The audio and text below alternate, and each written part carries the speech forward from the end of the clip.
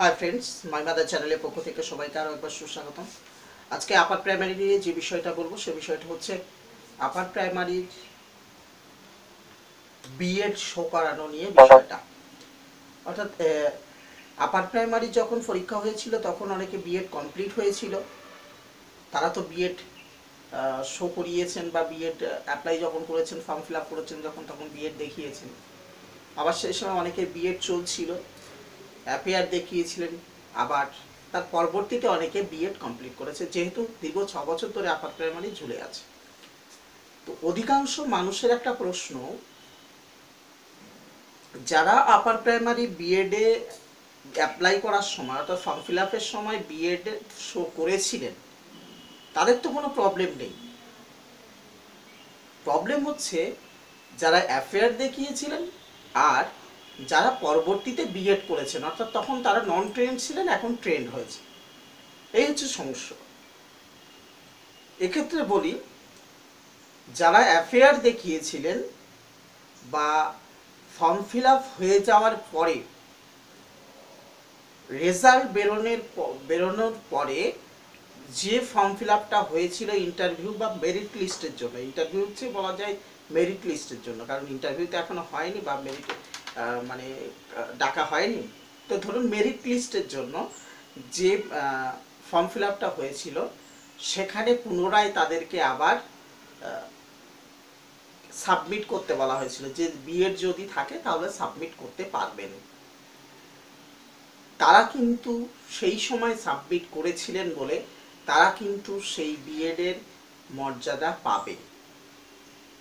অর্থাৎ মেরিট লিস্টের বেরোনোর জন্য যে ফর্ম ফিল আপে পরবর্তীতে যে ফর্ম ফিল আপ হয়েছিল সেখানে যে যারা শো করিয়েছেন বিএডকে, তারা কিন্তু বিএডের মর্যাদা পাবেন। কিন্তু এখন যারা বিএড অর্থাৎ আগে আপনারা নন ট্রেন্ড ছিলেন, যখন ফর্ম ফিল আপ করেছেন তখন নন ট্রেন্ড, কিন্তু এখন বিএড করার পরে আপনি ট্রেন্ড হয়েছেন, কিন্তু এখন কিন্তু আপনার এই বিএড শো করাতে আপনি পারবেন না। হ্যাঁ, তখনই পারবেন যখন সরকার পক্ষ যদি আপনাকে বলে যে হ্যাঁ আপনি শো করাতে পারবেন এবং আপনার এই বিএডকে গণ্য করা হবে, তাহলে কিন্তু আপনার বিএড গণ্য হবে, নচেত নয়। এটা ভালো করে মাথায় রাখবেন। আর এই প্রশ্নটা আমাকে বারবার একইভাবে করা হচ্ছে, সেই জন্য কিন্তু আমি এই প্রশ্নের উত্তরটা আজকে এখানে দিলাম। আরেকটা প্রশ্ন যেখানে বারবার আসছে সেখানে বলছে যে আপার প্রাইমারির মেরিট লিস্ট বেরোনোর জন্য যে ফর্ম ফিল আপ করা হয়েছিল তা অনেকে মিস্টেক করে গেছেন, অনেকে জানেনও না যে আপার প্রাইমারির রেজাল্ট বেরোনোর পরে যে একটা মেরিট লিস্টের জন্য যে ফর্ম ফিল আপ সেটা হয়েছে, অনেকে জানেনও না। তো তারাই এখন বারবার আমাকে প্রশ্ন করেন যে কিভাবে কি করলে আমি সেইটা অ্যাপ্লাই করতে পারবো, বা আমি কি কোনো আমার কোনো সুযোগ দেওয়া হবে। তাদের ক্ষেত্রে বলি, আপনি সোজাসুজি বিকাশ ভবনে এসএসসি অফিসে যান, গিয়ে সেখানে যারা অফিসার আছেন তাদের সাথে আপনি দেখা করুন, কথা বলুন, বলার পরে তারা যে ডিসিশন দেয় সেই ডিসিশনে আপনি এগোন। তারা যদি আপনাকে সুযোগ দেয় নিশ্চয়ই আপনি সুযোগ পাবেন। এই দুটো বিষয় গুরুত্বপূর্ণ বিষয়। এটা বারবার এই প্রশ্নগুলো আসছে বলে এই প্রশ্নগুলো আমি উত্তর দিলাম। তো আজকে আপার প্রাইমারি নিয়ে এই ছিল।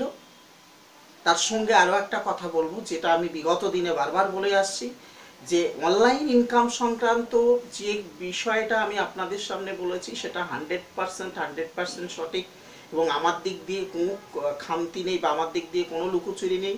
আপনারা একটু আসুন, কষ্ট করে হলেও দেখুন। ঘরের চৌকাঠ যদি না পেরোতে পারেন তাহলে কিন্তু সে চাকরির ক্ষেত্রে হোক আর যে কোনো জায়গায় যাওয়ার ক্ষেত্রে হোক, এটা কিন্তু একদম পুরো নিচের চৌহদ্দির মধ্যেই কিন্তু পড়ে থাকবেন।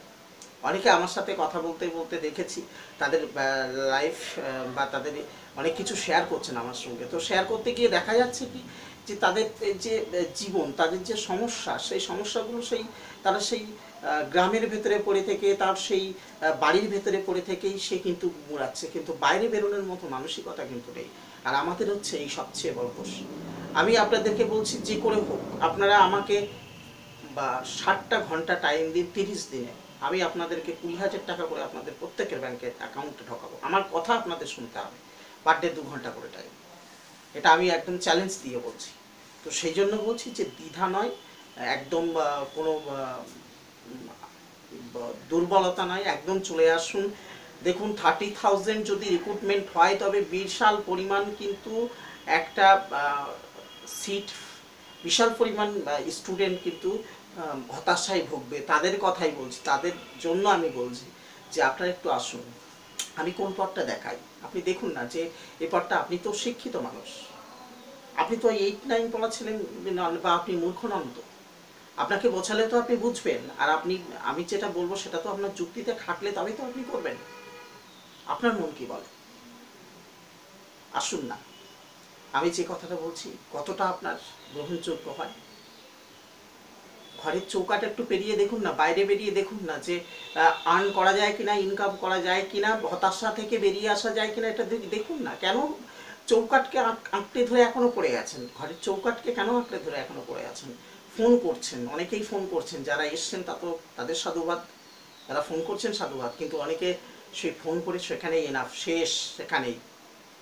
তারা ঘর থেকে আর বেরোতে পারছে না।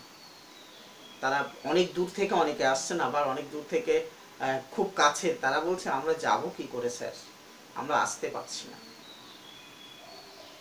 তো আপনার পা যদি বাড়ি থেকে না বেরো, তাহলে আপনি এগোবেন কি করে? দেখুন, অপরচুনিটি আমি একটা দিয়েছি 2রা জুন পর্যন্ত, তারপরে 3রা জুন রবিবার আছে, সেদিনও আমি থাকবো আশা করছি।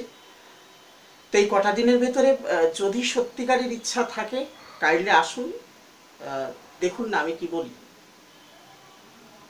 তো আজকে ছিল এই পর্যন্ত, আবার নতুন কোনো ভিডিও নিয়ে, নতুন কোনো কথা নিয়ে দেখা হবে। ততক্ষণে সবাই সুস্থ থাকুন, ভালো থাকুন, বেস্ট অফ লাক।